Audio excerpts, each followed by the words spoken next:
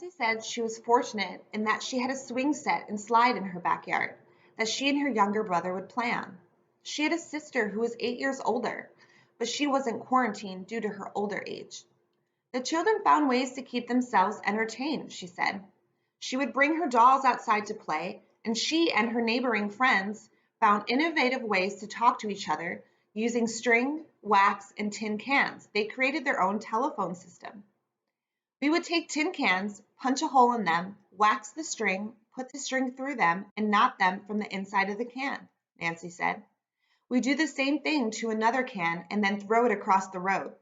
The roads weren't very wide. To our friend who lived across the road from us, or down a house or two beyond ours on the same side of the street.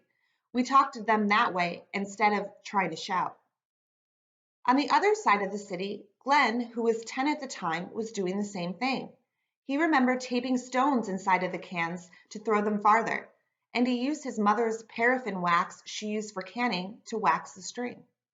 As long as the string didn't get too long, he said, it was an effective means of communication. For Glenn, his backyard was much smaller than Nancy's, and he didn't have a swing set for entertainment. Instead, he remembered sharing books with his neighbor. When they were done reading them, they'd throw them across the yard or have their parents take them next door to swap them out.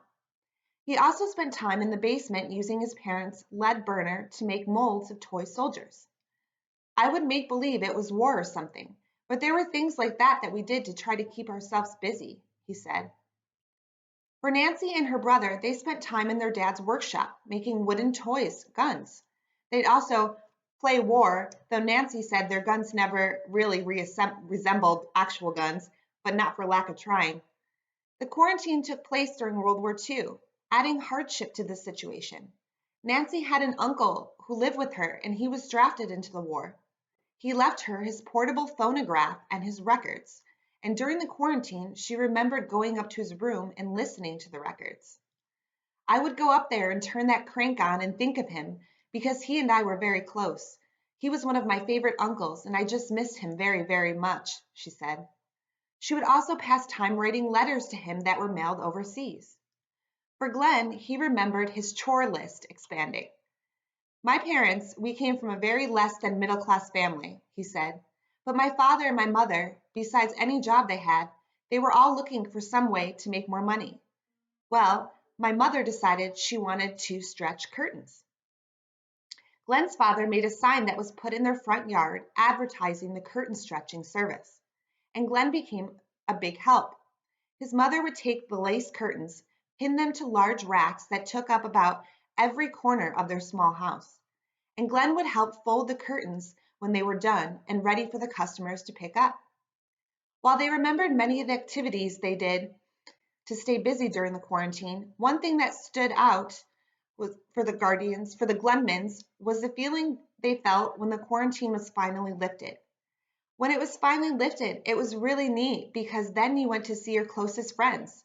First of all, to be with them and catch up on them and see how they were, Nancy said. I had some buddies that were about a mile away, but you just went there, walked there quickly because you wanted to see how they were. That was what you did right off the bat. Glenn felt the same way. I remembered the same thing. We felt liberated. I guess we learned to appreciate our friends even more, and you learn to appreciate the freedoms that you have, he said. Luckily, the Glenmans said none of their friends were diagnosed with polio's children. Glenn and Nancy, now ages 86 and 83, met in college in 1954 and married in 1959. They moved to Kokomo in 1972 when Glenn was transferred to Delco. Now the pair is quarantined in their home together as seniors. The situation, they said, is reversed from what they experienced as children.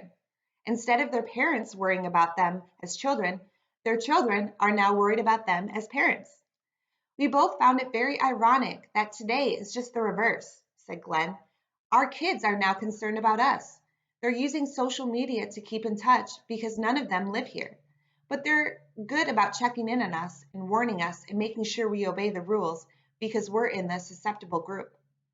The Glenmans said people today are lucky to have multiple ways to communicate and stay in touch with each other while separated physically. And they don't have to make do with tin cans and string. They're really at an advantage that they have all of these things that they can use, Glenn said. Appreciate what you've got because just imagine not having it. All right. So I hope you guys enjoyed the story of the Grudmans and how they dealt with quarantine during the polio outbreak and how that is different from what we're dealing with and how it's similar to what we're dealing with in quarantine right now with the coronavirus. So I don't have an actual assignment for you this week for our last video assignment, but what I would like you to do is to really think and reflect back on the social distancing we've had to do and being in quarantine. And I want you to write maybe a paragraph or a couple sentences about how you're feeling right now and maybe what you've been doing to keep yourself distracted. What have you been doing for fun? How have you been staying occupied at home? Okay. I want to know with how you guys are dealing with this and some of the emotions that are coming up with these hard issues, okay? So I look forward to hearing about your experience being inside and away from your friends during this time, okay? So email me your responses if you can, or you can write them down and show them to me in our Zoom meeting on Friday. But I really hope that you guys recognize how serious this is, but how there's multiple connections to history. I'm sure you've seen the news about the polio outbreak, how that relates about the Spanish influenza outbreak.